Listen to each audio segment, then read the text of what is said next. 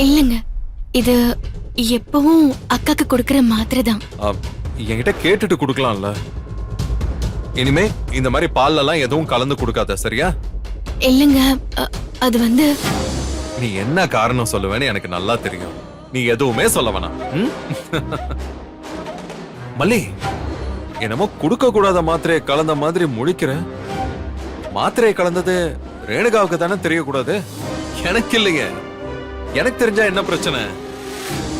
எனக்கு தெரியாம மட்டும் கொடுக்காத, ஏன்னா நான் ஆல்ரெடி அவளுக்கு கொடுத்துட்டேன்.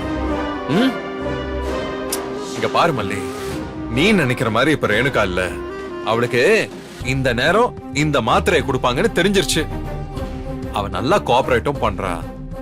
இன்னும் கொஞ்ச நாள்ல ஏன் இன்னும் எனக்கு மாத்திரை கொடுக்கல, நைட்ல சாப்பிடுறதுக்கு முன்னாடி இந்த மாத்திரை எல்லாம் தரணும்னு அவளே கேட்டு வாங்கி சாப்பிட்டாலும் கூட ஆச்சரியம் இல்ல.